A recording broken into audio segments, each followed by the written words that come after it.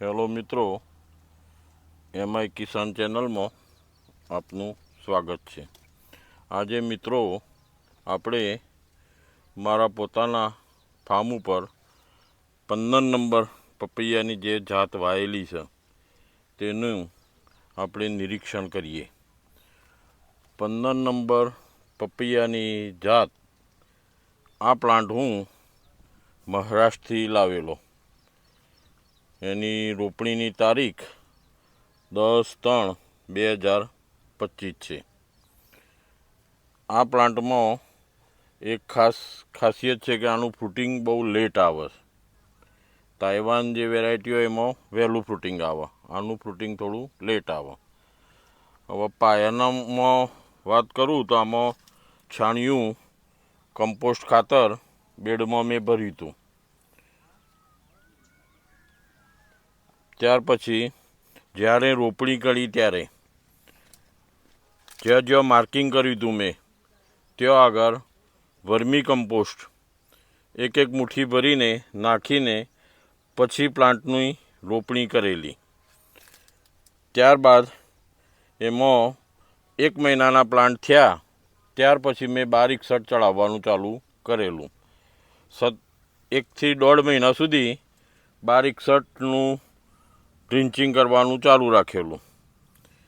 ત્યાર પછી Bessel dose એનો પ્રથમ 50 દિવસે મેં એમાં 1000 પ્લાન્ટે 1 થેલી DAP, 1 થેલી એમોનિયમ સલ્ફેટ, 1 થેલી પોટાશ, 1 થેલી માઇક્રોન્યુટન, માઇકોરાજા 8 કિલો અને 3 કિલોની બેગ વેટેબલ સલ્ફર આવે છે તે મિક્સ કરીને છોડની બંને સાઈડે આપેલું।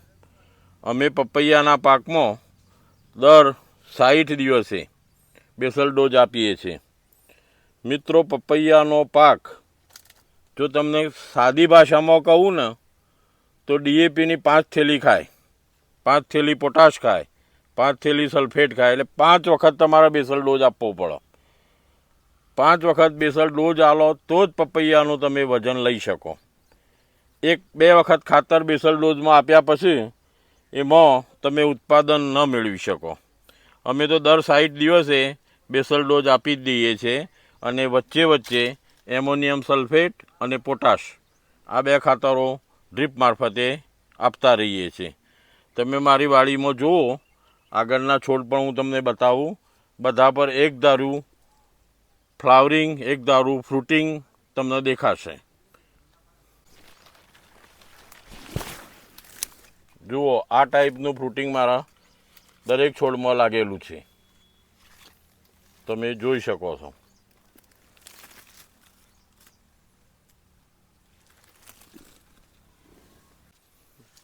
જુઓ, આ છોડમાં ફ્લાવરિંગ ચાલુ છે, નાના નાના ફ્રૂટ બનવાના છેક સુધી ચાલુ છે।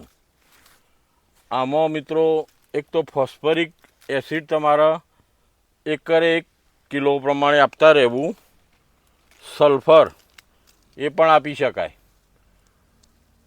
તો ફ્રૂટિંગમાં તમારે કોઈ તકલીફ ના પડે, નાનું ફ્રૂટનું ઘરણ ના થાય।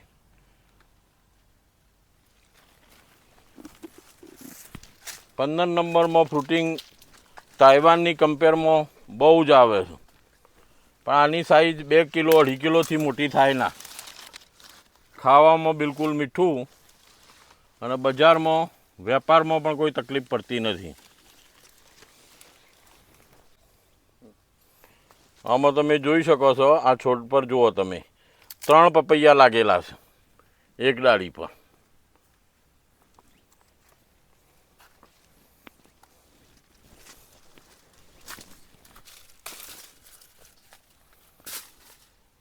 હજી તો આ શરૂઆત જ છે ફ્રૂટની, આની હાઇટ પણ 10 થી 12 ફૂટની થશે। આ છોડ લગભગ 20 મહિના સુધી ઊભો રહે છે।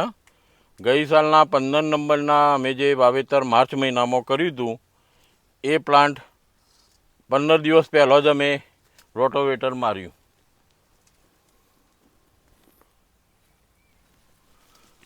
નવા વર્ષમાં મિત્રો અમે પપૈયામાં એક કામ કરવા જઈ રહ્યા છે, તમને અમે જણાવીએ છીએ કે આ વર્ષે તાઇવાન કંપનીનું નોન્યુ કંપનીનું બિયારણ જાતે મેળવી નર્સરી ઉપર જાતે જોબ વર્કથી કામ કરાવી અને પ્લાન્ટનું વેચાણ કરવાનું વિચારી રહ્યા છે. જો બિયારણ અમને સમયસર મળી જશે તો તમને અમે અમારા વોટ્સઅપ ગ્રુપમાં માહિતી આપતા રહીશું. કારણ કે બિયારણમાં આમાં બહુ છેતરાવાનું રહેશે. છોડમાં ગુણવત્તા ત્યારે જ જળવાય કે જ્યારે ઓરિજિનલ બી આપણને મળે ત્યારે. એટલે આ વખતે કંપનીમાં મેં અરજી કરી નાખેલી છે 1 કિલો બિયારણ માટે. 1 કિલોથી વધારે મળે તો વધારે પણ લેવું છે, પણ જો મિનિમમ એ લોકો ફાળવણી કિલો નવા ખેડૂતને કિલો જેટલી જ કરે છે. જો વધારે આપો તો વધારે લેશું. અને એ બિયારણ જો મળે તેનો ભાવ 4,70,000નો ભાવ હોય છે. જો બિયારણ મળે તો નર્સરી ઉપર જાતે જ પ્લાન્ટ બનાવવાની ગણતરી છે. હવે બિયારણ મળ્યા પછી જ એ બધું વિચારાય, એની તમને અમે જાણ કરતા રહીશું. બીજી એક વેલકમ વેરાયટી પણ અમે વાવેલી છે નવા વર્ષમાં. એક 15 નંબર પણ વાવી અને અમારી જોડે તાઇવાન પણ છે. એટલે ફરતી વેરાયટીઓ અમે વાવતા રહીએ છીએ. એટલે રોગ સામે કોઈ નુકસાન થાય તો બધામાં થાય ના નુકસાન, એના માટે. પણ મિત્રો, કોઈ તમને એમ કહેતું હોય કે પપૈયામાં ખર્ચ નથી થતો, ખર્ચ તો થાય જ. ખર્ચ કરો તો જ પપૈયામાં ઉત્પાદન મેળવી શકો. પણ બીજી બધી ખેતી કરતાં વિશેષ તમને આમાં ફાયદો મળે. બીજી ખેતીમાંની તમે લાખ રૂપિયા કમાતા હોય કરે, તો આમાં ધારો તો સારા ભાવ, સારું ઉત્પાદન, આ બધું મેળ બેસી જાય તો 4 થી 5 લાખનું પ્રોડક્શન બે એમાં લાખ રૂપિયા ખર્ચો થાય. એટલે પપૈયામાં નફાનું ધોરણ વધુમાં વધુ છે. અમે તો 10 વર્ષથી આ પાકનું વાવેતર કરતા રહીએ છીએ અને તમને આ બતાવી શકીએ છીએ કે આ ફ્રૂટિંગ તમે જોઈ શકો છો દરેક છોડ ઉપર. આ બાજુ આ છોડ પણ જુઓ તમે.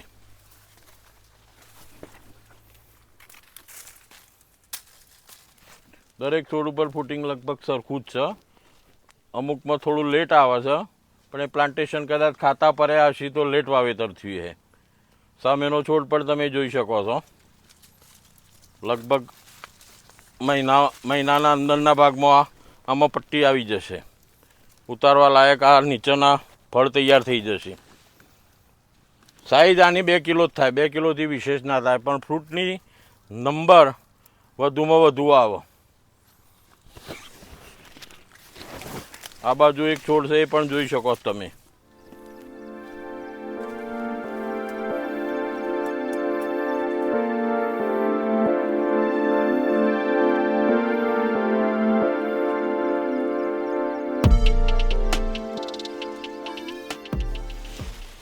જેમ તમે એનો પોષણ આપતા રહો એમ ફ્રૂટની સાઈઝ બનતી રહે. પોષણ આપવાનું બંધ કરો એટલે નાના નાના ફ્રૂટ હોય એને પટ્ટી પડી જાય. તમે ઉપરની છત્રી પણ જોઈ શકો છો.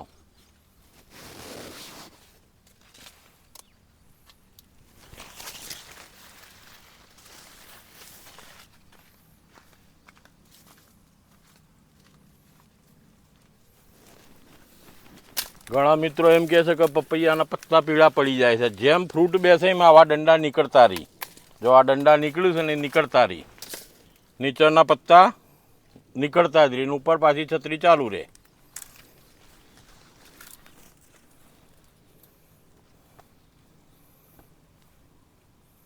મિત્રો, અમારી ચેનલને તમે જોતા રહેજો. પપૈયાના પાક વિશે કોઈ કોમેન્ટ હોય તો અમને જણાવતા રહેજો. અમારી ચેનલને સબસ્ક્રાઈબ કરતા રહેજો. Thank you.